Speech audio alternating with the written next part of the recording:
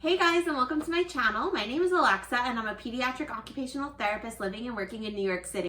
If you came across this video, it's probably because you've seen me on Instagram at Miss Alexa OT. And if you're from my Instagram, hi and welcome to my YouTube channel. I've been using Instagram for the past year and a half as a platform to share my love and my ideas of occupational therapy to the world. I love seeing other practitioners on there, students who are going to be OTs, and even people who are thinking about OT or just interested in what we do. Today's video, I wanted to give you guys an overview of my experience of finding and choosing an occupational therapy school and the route that I took to get there. In today's video, I'm going to be talking about my experience, what made me choose occupational therapy, my path to get there, applying to programs, and some pros and cons of different types of programs. So if you want to keep watching, just stick around. My path to occupational therapy started when I was 16 and I was looking for the career for me for the rest of my life. So after finding some other careers that just didn't do it for me, I found occupational therapy thanks to a family friend who's an OT. And after sitting down with her for a 3-hour conversation over a cup of Starbucks coffee, I was completely hooked. After I started finding shadowing opportunities, and I think that that is one of the biggest tips. Find a shadowing opportunity if you can. If you're thinking about occupational therapy, definitely do some shadowing to make sure that it's something that you want to do, because you don't want to end up in a program and then figure out, occupational therapy is not for me. When I was looking for a career, I was looking for the following things. I wanted something that was people-driven, something in the realm of healthcare. I wanted to be able to move around and move my body during the day. Didn't want to sit at a desk. I wanted the opportunity to work in a variety of practice settings, and occupational therapy has that, so you'll never get bored. I also wanted a job that was creative, and OT had all of those things for me. So now you've decided that you want to apply to occupational therapy school, and congratulations, you've picked an awesome career. When I started to do some research, I found 2 types of OT programs. So there are entry-level combined programs like the one that I did, which I'll talk about in a minute. And then there are master's/doctoral programs. And that means that you, following a bachelor's or an undergrad degree, you're going to go on to your master's or your doctorate. Those are your 2 choices. So we have entry-level combined programs and master's doctoral programs. Combined bachelor's and master's program is an accredited program that accepts students without a bachelor's degree. They give them a bachelor's degree and then they go right on to a master's degree within the same school. Following the completion of the master's coursework and fieldwork, you're going to get an entry-level master's or doctorate degree in occupational therapy. And that's the route that I went. A master's or doctoral program means that you're going to go for an undergrad degree at a school, and then after the completion of that program, you're going to continue on for your OT degree. In this part of the video, I'm going to talk about some things to look for when you're looking into programs. So the first thing that you're going to want to look up is the stats and the scores to get you in. So if you're coming from high school and going into a combined bachelor's master's program, they're going to need to see your high school scores, your ACTs, your SATs, or any kind of standardized testing to get in. If you're going from a bachelor's degree into a master's or a doctoral degree, they're going to want to see your undergraduate transcripts, as well as extracurricular activities and GRE scores. So those are what you're going to need first. Then you're going to want to look at the ACOTE accreditation. And there are lots of OT programs out there that are not accredited by the Accreditation Council for Occupational Therapy Education. That means that when you go to sit for the board exam, the NBCOT, they're not going to let you unless you've graduated from an accredited program. So you want to make sure that your program is accredited when you're applying, because you don't want to go halfway through a program and then realize that they're not accredited. The next thing that you're going to want to do is figure out where in the world do you want to go. When I was looking for occupational therapy schools, when I was in high school, I found it really important to be close to home. So I chose a school that was within 3 hours of my home. I did some research in all of the schools that were within that radius. That's how I chose. Then you're going to want to look at your class demographics. You're going to want to see, is your class going to be mostly people that are straight out of undergrad? Is it going to be older people with families? Is it going to be students coming out of high school and going into a combined program. So definitely do your research on what class demographics there are.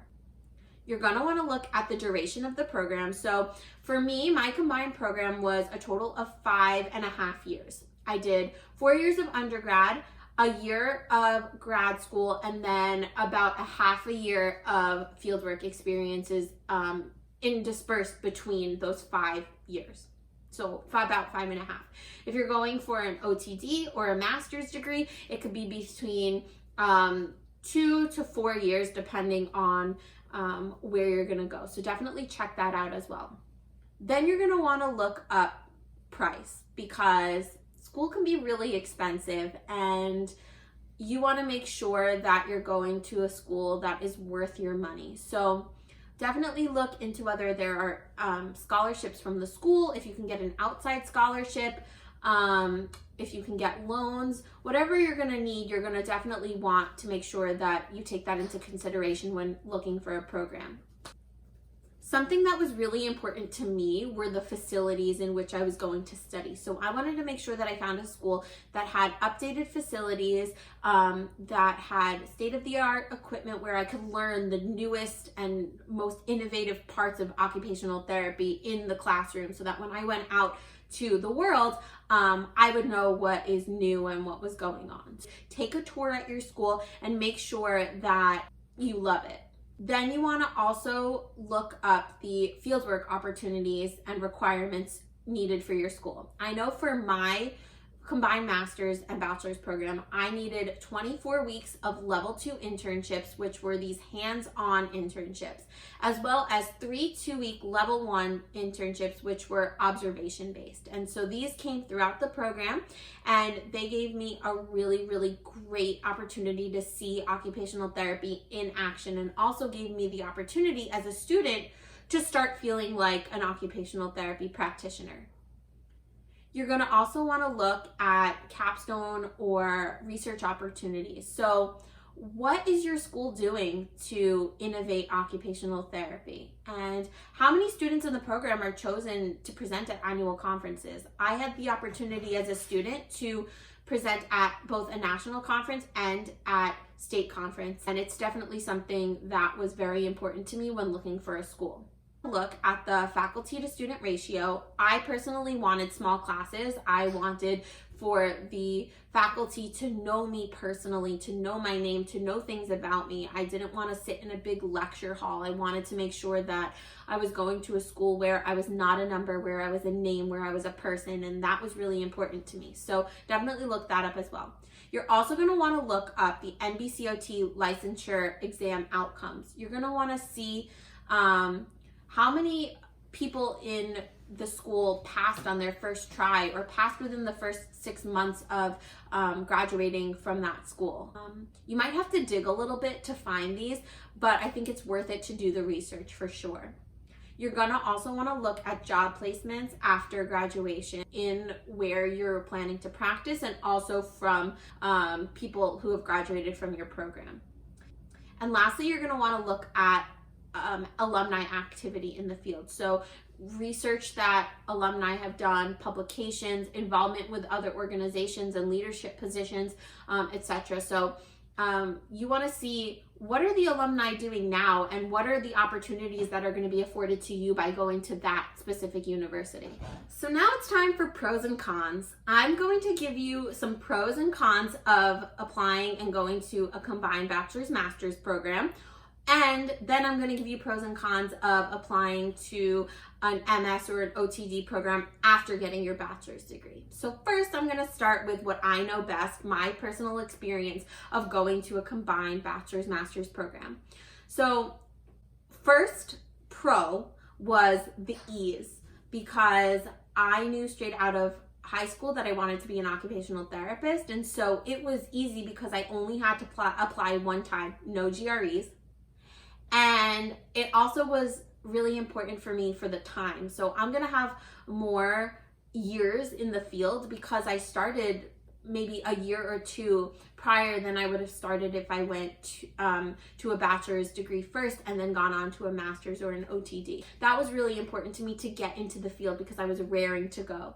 The other thing were financial factors. So although I went to a private school, I did shave off up to 2 years of schooling by going to a combined program. So I saved some money in the long run, which was great for me.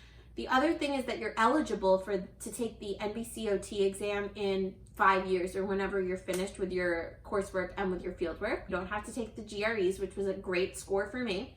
And there's no need to change your school. So I got completely comfortable at my school and I loved it so much. And even after 5 years, I was not ready to go. So I actually can't imagine having to have left after 4. So those were real pros for me. The cons are that there's definitely fewer choices of combined programs in the US as opposed to master's and doctoral programs. So you're definitely going to have a smaller lot to choose from, but of all of the combined bachelor's and master's programs, they are all wonderful. So that's a con, but it can also be a plus because you don't have to choose from that many schools. The other con is that you're going to have to know what you want to do for the rest of your life when you're 17 years old, and that's really, really difficult. Not many people know what they want to do for the rest of their lives when they're a junior or a sophomore in high school. So if you are one of those lucky few who know that OT is your passion, then go for it. Go and apply for a combined program. But if you're not so sure, then a con can be that you need to know exactly what you want to do when you're in high school. Now I'm going to talk about the pros of a master's or occupational therapy doctoral programs following a bachelor's degree. So there's more choices of schools for sure. It's going to give you more time to decide. You can apply at any stage, so you can be older, you can be already in the workforce and decide that you want to become an occupational therapist, that you want to change careers. Cons are that you're going to spend more money because you're in it for longer. You're going to have less time in the workforce. And there's more applications because more people are going to choose this route. So those are some pros and cons of both. No matter what route you take to become an occupational therapist, it is an incredible and rewarding career. I cannot see myself doing anything else but being an occupational therapist. I wake up every day excited to go to work and excited to see my kids. They are the best part of my everyday. I love being able to help families and clients be the best versions of themselves that they can be. I love helping people work towards independence and to become more autonomous. That is the most amazing part about my job. The other thing is I get to go to work every day and play, and who doesn't love to play? So I have the most rewarding career. I love it so much, and I am so happy that I have found Instagram and now YouTube as a platform to share my love with you all. So I hope that you liked this video. Please comment, like, and subscribe down below. Give me some love, and I will see you in my next video.